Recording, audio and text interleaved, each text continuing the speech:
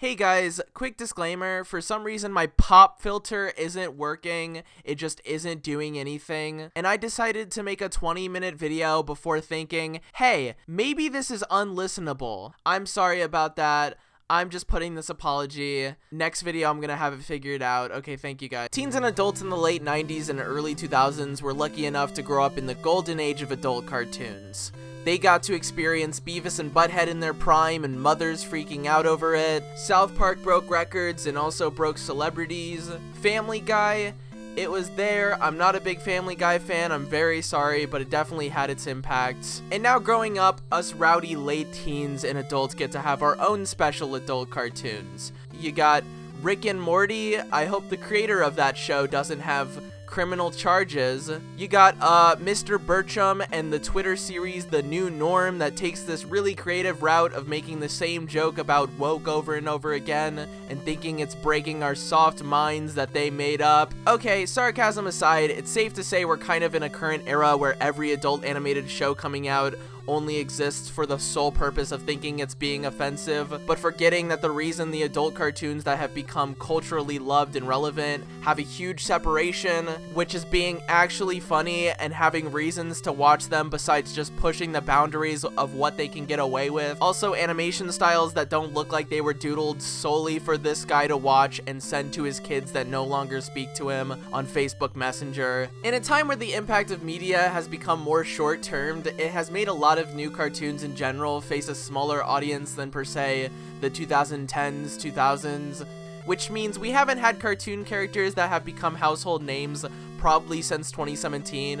And that's not to say they haven't tried, because God have we seen so many attempts. Close Enough and Inside Job deserved so much better, I cannot state that enough. And sure, every mom on this planet now knows Bluey, but in terms of adult and teen targeted characters, there's been kind of a drought. Or at least up until recently, when that all changed, when something actually hit in 2022, and that is the Adult Swim cartoon Smiling Friends by two well-known Newgrounds and YouTube animators, Zach Hadel and Michael Cusack. And instantly it felt like we got something that we were missing, something that felt universal enough as a concept to be widely hyped like other cartoons, but also personal enough to really hit a target audience and stay in the minds of those that really connected to it. A good slice of life to balance the more story-focused cartoons we've been getting. The pilot episode of Smiling Friends was so strong in being completely insane and unexpected that it got eyes on it pretty quickly. It was a pilot that felt so comfortable treating itself like it was an internet cartoon, and that opened its doors to so many possibilities. The first episode off the bat showed just how well this show checked the box off of not only having characters with flaws with still so much likability to balance that out, but also that this show would be able to have such a gimmick focused concept of this company dedicated to making people smile, but also subvert that in such a way that it didn't have to make every episode follow that idea. I'd almost say there's parts in this show where you forget what the Smiling Friends purpose even is, or that the business even exists, because Charlie and Pim and all the characters are so fun to watch together. You don't really care if they do their job of being smiling friends. Like, sure, Charlie gets sent to hell and now his goal is to make Satan smile, but you're never watching for that goal. You're watching because you just want to see Charlie argue with the very unserious Satan who hates his job. Like, I've got 100 emails piling up on my Gmail account. There's a bunch of like bullshit paperwork I've got to do, which I've been putting off. I also think it gets away with going outside of its concept just because it instantly built itself as this insane world where literally anything could happen. The only goal for Charlie and Pim is to get someone to smile, so that opens the ballpark to conclude with that every episode, but in between have literally any idea play out. And the comedy gets to grow from these seemingly normal and realistic characters being put into these magical adventures, which is a breath of fresh air from cartoons that have followed so sharply to a structure over the years, especially with adult cartoons that for a while felt like they had to follow a dysfunctional family and no other concept was allowed. Smiling Friends, like The Amazing World of Gumball, made room right when it started for the fact that anything could come into play. characters with totally different styles, 3D objects, internet references, and all of it is written in such a way that these different ideas are just part of the world and feel like they have always been. I can't tell you enough how Smiling Friends knowing that it could literally do anything has helped it and the newer season become so special, and that has given this unpredictability to the show that has made it an internet event every time a new episode has come out. With Zach Cadel and Michael Cusack being so interconnected and starting with internet animation, it's given them a deeper understanding that the strong focus of continuity that big successful TV cartoons have had is actually not that important and can hold back lots of creativity. I feel like Shrek Retold and reanimated projects on YouTube in general were the big nail in the coffin that people like to and find so much excitement in seeing all these different animation and live action ideas being meshed together in a way that tells a full story. And sure, Smiling Friends isn't a reanimated project, but it does realize the potential of something like Shrek Retold and puts it into the essence. Season 2 acknowledges they can do this even more with Joel Haver coming into play, Mark M's My Brother segment, and oh my god, Gwimbly. The detail put into his jittery pixelation is insane. The team behind Smiling Friends have realized how much fun introducing mixed media can make a series, and that has offered so much heart and love that so many cartoons recently haven't had. It's the same reason the Spider-Verse movies and The Amazing World of Gumball has been so great. It's because it's being created by people who you can tell love playing with what animation can offer, that someone in the studio was like, wait, how about we use Lego or throw in an anime-inspired character? You never feel like the people making Smiling Friends are bored with what they're making, and it isn't a South Park or Family Guy situation yet where you can kind of tell the people behind the show are going off and on from being absolutely sick that they still have to make it. Season 2 of Smiling Friends takes everything that made the first season so likable and expands on it. All the characters get so much more room to truly become a pack this season. Mr. Boss becomes a father figure to Charlie, Pim, Glep, and Alan, and they make him so lovable and adorable in the new episodes. Oh, please, He won't melt. Mr. Boss, you're having the time of your life back there. I don't you know. okay? I love my boys. But they also keep the comedy with him by making you suspicious if he's actually genuine, because you know season 1 clearly showed he could snap at any moment. Mr. Boss is very much the character that really displays the strongest how this show doesn't run with one personality trait and calls it a day. That's something a lot of cartoons tend to do. They introduce one personality stereotype and that really seems to be it for the character. They could have easily made him a do this and I'm out of the picture type of guy, but they choose to make him almost as much of a smiling friend as he is the boss. The Frowning Friends episode is one of the funniest episodes in this entire series alone, just for the scene where Mr. Boss goes from threatening the Frowning Friends with a gun to then trying to comfort them while he does it. Mr. Boss has so many little knickknacks in the recent episodes. He's got a little version of himself which Alan refuses to accept, and it makes me so sad. But Mr. Boss doesn't even care that much. It was truly an unconditional gift, which makes it even sadder. Charlie and Pim were established as this almost cookie-cutter optimistic versus pessimistic duo, but I think we've come to see these traits get more and more blurry, as even the pilot episode started to give metaphors that shattered them each just having an established role. The show ends up exploring how yes, Pim is this very simple, go-lucky destiny guy, but that will end up not being a good thing when he is forced to confront reality, which he does a lot in both seasons, whereas the laid-back, irritated personality of Charlie almost helps Charlie become a more happier character than Pim, as he's less likely to be too surprised by anything terrible. With Pim being such an empathetic character, it makes him overly obsessed and distracted with solving things that don't have a black and white answer, such as in the last episode of season 2 where Pim makes it his only goal to help Rotten the Snowman live for as long as he can, and it becomes so much of a responsibility that he thinks it's his fault when something does happen to Rotten. And I love that this show easily opened the doors for these characters to be so dynamic and relatable to the viewers.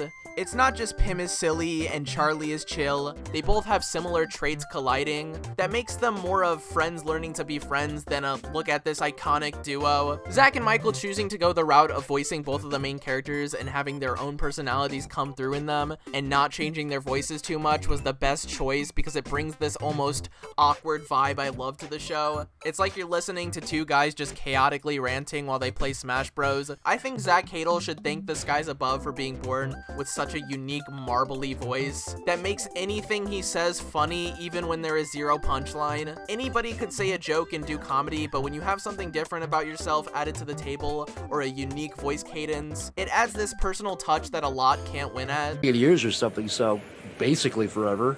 Basically?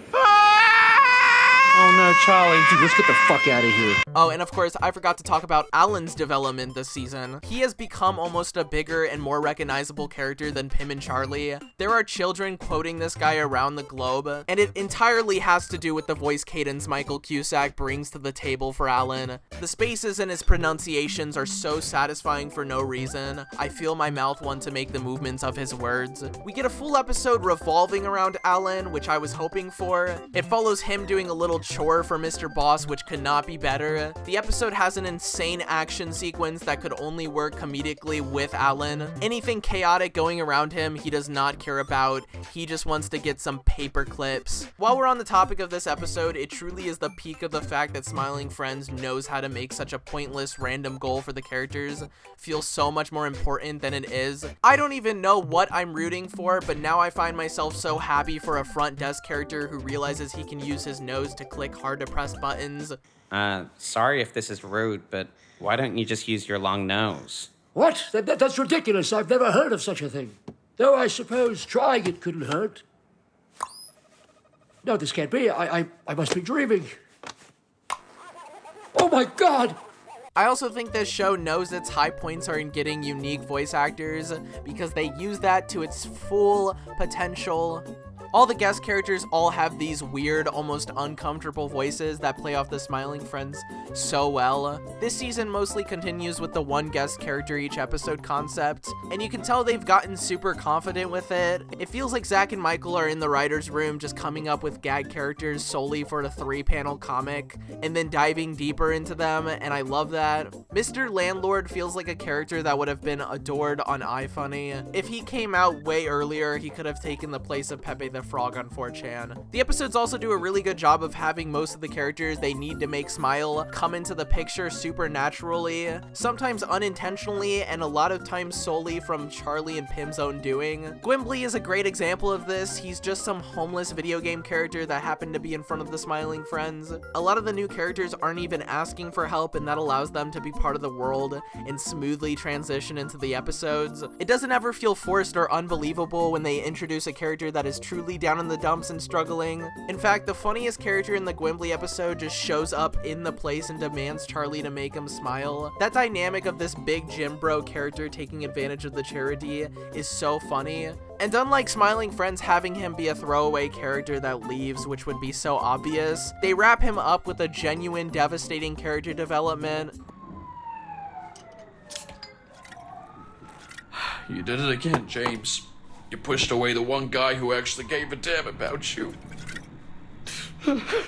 I also feel like there's a lot more reactions from the main Smiling Friends. They really push the comedy of Pim and Charlie witnessing the most unexpected occurrences together. Charlie and Pim try and help one of their clients, Professor Psychotic, get a better relationship with his brother. And the setup leading up to Professor Psychotic provoking his brother so much to the point they have to fight is so good because it comes as such a shock to Pim and Charlie. You just get to see them be absolutely dumbfounded that their plan of getting them to put aside their differences did not work. It constantly feels like you're reacting with the Smiling Friends. By the way, I'm obsessed with Professor Psychotic, definitely an S tier. He's so scary and has no self-awareness, but you can't help but like him and feel bad for him. Him being introduced as this evil, dramatic scientist to then instantly going into defensive little brother mode is impeccable. There's constantly this layer of realism being thrown into every little scenario in this show, and I'm so surprised that it's worked every time. It has yet to get old. The overly realistic conversation humor this show pushes has changed a lot of my perspective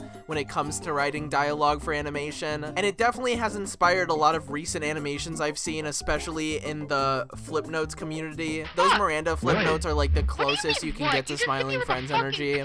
It's this idea of putting really cartoony, silly characters into unsettling human situations and pushing that to its highest extent by letting it go on for way longer than it should. There's a difference between having characters be realistic and having them be realistic for the sake of comedy. It's all about pushing how far you can have these characters bounce back and forth in conversation and have them slightly get angrier and start stuttering. It's all about going into an unperfect territory that makes it feel like a real candid, in real life argument. And Smiling Friends does it so well. This dialogue also helps push the confusion of the characters, that helps the audience feel like they're experiencing the world unfold with the characters. The characters never feel like they know what's happening, and that makes it so funny and interesting. When Alan says he's going to see Dr. Monster for his Dr. Monster appointment, Charlie instantly replies with, "Who is Dr. Monster?" and continues to ask that question while Alan drives off. Charlie questioning and being confused by everything adds so much to his personality, and it also makes you relate to him more because now he's become you.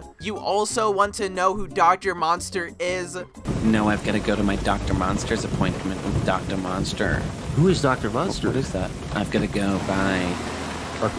I don't know what that is still. I always have a problem when characters' reactions to things in animation aren't amplified enough to notice, and they become this robot counterpart to the story. I want to hear everything they're thinking about the situation they're in. Let them do that. Don't even get me started on the glass dome bit in the Alien episode, where it's just a full 2 minutes of Pim and Charlie calmly freaking out after discovering the Earth is flat. Charlie says, "I need to sit down," while sitting down. Gold medals need to be given to this show for this line specifically. Pim becoming so agreeable to Charlie is also so good. I need to sit down. This can't. We can never tell. We can never tell. I might anyone. actually puke. Get back a little. I'm gonna puke. Stay back. Oh my. I'm gonna throw up. Okay. I'm gonna throw up. The Earth is flat, Charlie. I know.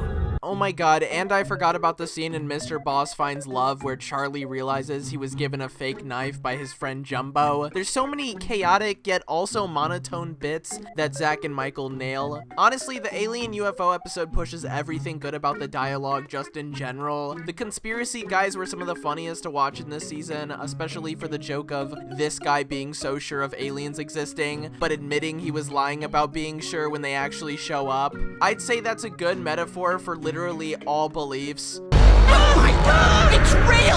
I was just fucking around before! Oh my god, it's a real UFO! I do, however, wish they didn't kill off one of the guys and ignored the rest of them. I think the episode could have been a lot funnier if these characters just trailed around with Pim and Charlie. Going back to the realistic reactions topic, sure, characters have always reacted to situations, but it rarely plays as any motivation to the story. Most cartoons throw a quick reaction from the characters and then throw them into the adventure they have to go on. So it feels more like you're watching them go on this adventure and less like you're figuring it out with them. The story feels in good hands, which can sometimes not be good. Smiling Friends does such a good job letting you feel like you're figuring out the world with them. I love how they react to situations like an average human being would. One of my favorite bits of dialogue comes from the last episode of this season where Rotten the Snowman becomes scared of the fact he's gonna die after Pim unintentionally gives him that information, and Charlie says, Pim, what did you do? Well, I accidentally told him what death was, and he started freaking out. You brought a snowman to life only to teach him he's gonna die someday? You might be a psychopath, Pim. It's such a good line because it's such a good question that I had no time to think of, but it makes so much sense to acknowledge. And oh my god, do I love that Charlie does. It's like an older brother moment where he pops in on the conversation with something that makes so much sense and the room goes silent. There's so much comedy in that. Similar to Mr. Salty in season 1, we do get another live action character this season, which is President Jimble. I love this guy. I love the casting choice. He has this delivery that makes every line feel like it's so obviously scripted, but that brings the humor. It gives this dad who's trying his best energy. He's been like the #1 fan of Smiling Friends on social media, and it's the sweetest. They chose the right guy. Sadly, I think other than President Jimble, this episode is probably the weakest one of the season in my opinion. I hate to say that, but I think entertainingly it drags a bit. And also, as much as I appreciate what Mr. Frog has done for this show, I think the episode would have benefited a lot more if they introduced a totally new character to be a president, because because with Mr. Frog being involved, it ends up just feeling like a regurgitation of what we've already seen. And also, I think they missed the potential a bit with having worm characters. The whole worm cult could have been a more amplified role and would have been so funny to see more of. Worms just fit that Smiling Friends vibe. I can't explain it, but I need a permanent worm character. The Smiling Friends episodes that I don't think are as strong really only fall flat for me in the fact that they don't rely as much on the main characters and those interactions. I'll admit, I wasn't a huge fan of the MIP episode in season 1 at first, because the fantastical Hobbit scenery didn't feel as Smiling Friends to me, which yes is the point, it's supposed to be a juxtaposition to the life of Charlie and Pim, but it took the slice of life that I loved out of the universe. I would probably say the same for the Halloween episode, and that's where my only problems lie with the show. Sometimes the adventures Charlie and Pim go on work a lot more with their personalities and the idea of the show than others. It definitely is a guessing game. I will say I did rewatch the MIP episode and decided that the jokes are still very strong, especially Mip and Charlie's dialogue. The Spamtopia episode worked a lot better in the plot department because it has an equal balance of this new atmosphere, but also cuts to Charlie and Alan arguing over how they're gonna fix the fact that they accidentally allowed Mr. Boss's son to die. The show is at its best when it gives you some plot, different atmospheres, but still remembers that you want to see these main characters debacle. I know a lot of people's least favorite episode is the Smiling Friends Go to Brazil episode from the first season, because it was kind of a tease into making you think they were actually going to experience Brazil, but I personally really love that episode because unlike the MIP and President episode, it understands how entertaining the Smiling Friends can be, even when they do absolutely nothing but be in each other's company, and sometimes that's stronger than them actually going on an insane grand trip. The characters' conversations alone set this show apart from a lot of also good cartoons. I also have a special place in my heart for the Brazil episode, solely for Mr. Boss being scarily comedically neutral on the phone. Hey, Mr. Boss, it's Alan calling. I'm with Pim, Charlie, and Glip right now. Oh, hey guys. Wait, you guys don't have a hotel? No, we thought we had one, but I never thought a cartoon could so accurately capture the stressful situation of traveling and forgetting to reserve. I'm surprised that a lot of people did not like Mr. Boss Finds Love, because it's probably my second favorite episode and the one I've rewatched the most. The way they introduce Mr. Boss's wife, Brittany, is gold. This idea of her being this terrifying 3D demon, but then having her be so kind and act like a high school prom queen is super fun to watch, which makes it even funnier when Charlie and Pim have no other choice but to kill her. You can't help but feel bad for her even though she's trying to take over the business and possess Mr. Boss. Watching Charlie and Pim slowly drink their coffees earlier in the episode while talking to Alan about the situation is super mesmerizing for some reason. There's so many little things always happening that makes everything feel so much faster. It's also the episode that probably has almost all the characters truly get along and accept themselves as a pack. It shows how much Charlie and Pim have started to warm up to Mr. Boss. They are willing to commit acts of murder to save him. And then finally, you got the last episode, Pim finally turns green. I cannot tell you how well this episode wraps up this season. It honestly has the most emotional depth out of all the episodes, as it explores this idea of immortality, which happens when a snowman is brought to life by Pim's doing. And then Pim has to try and keep this guy from not having a mental breakdown over the fact he could melt. And eventually Pim does come up with a solution that allows Rotten to live forever, and that's by putting him in a freezer. And that's when Rotten realizes that maybe it isn't about living forever, because that means nothing if it isn't being fulfilled, and the build up to that realization is so worth it. I also don't think this episode would be as good if it wasn't for the perfect voice of Rotten the Snowman, Dana Snyder, who adds such an innocent delivery to Rotten that makes him a Winnie the Pooh Yoda type. I gotta put him at the top of my favorite characters list, maybe above Professor Psychotic. Also, of course, I loved Charlie's speech at the end, had me tearing up. To be honest with you guys, it's kind of hard for me to come up with a proper conclusion / wrap up to this video, definitely with how all over the place and kind of a ramble this video is. I don't have like a message to end this on other than with the fact of how grateful I am Smiling Friends has come in a time like this, and a world of absolute chaos and studios trying to either be overly edgy or meta. Smiling Friends is here to give us a tiny bit of a distraction from it all. It's a show that's so clear on what it wants to accomplish and is actually confident in its humor and characters. It shows us the outcome of when you give people who genuinely care and respect what animation and TV shows can offer a chance. This is what happens when a show opportunity is given to people that actually seem to want it. YouTubers have always been kind of misunderstood as solely indie creators, but they genuinely have experienced what makes creating so fun beyond a lot of even studio directors and deserve these big chances more than anybody. But I might be a little biased. Seeing the guy that did those Backrooms videos get an A24 movie, and Markiplier creating an entire horror movie, and of course Zach and Michael getting this show, has brought somewhat of a beam of hope for the future of content. And I hope more studios give chances to internet creators that have shown to be such a fan of the art of creating TV and film, especially while studios are treating animators so unfairly. Smiling Friends is a show that genuinely cares about the fact real people are making it, and it seems like Michael and Zach are bringing up everybody with them. I also think what makes this show really special to me is that besides them being sarcastic a lot, you can tell Zach Hadel and Michael Cusack genuinely love that they get to make this show and talk about it, and they've discussed a lot of the behind the scenes process that really motivates us indie creators and gives us some hope that maybe we can do this as well. This is the bare minimum from creators, but it's a big pet peeve of mine when cartoon or show or movie creators become cringed and embarrassed by their own popular creations. It just comes off very selfish to hate on the whole thing that made you successful. And I get that once your fan base gets too big, then of course you're gonna feel resentment because there's gonna be some weirdos in your audience, but it's not like you can't pretend for the sake of being a nice person. I know for sure if I got the chance to have a big audience that loves what I made enough to want to make fan stories or cosplay or make fan art, then I'm smart enough to not make fun of them and respect that privilege, even if you have to lie to a certain point. So it's really been such a relief to see that Michael and Zach are just as much of fans of their own projects as fans. Personally, I want to watch things that people are proud of making. Like, yes, please Jeff Kinney make a new Wimpy Kid book and give us little sneak peeks, because oh my god is that needed in this world that has J.K. Rowling. Thank you, Smiling Friends, for focusing on everything we have truly wanted. You have saved us. My life would not be the same without Mr. Boss breaking down the ooh ooh ooh victory dance from Gwimbly and killing off Bill Nye the Science Guy. Wow, I just love my friends, and I love my God, and I love my country, and God bless America.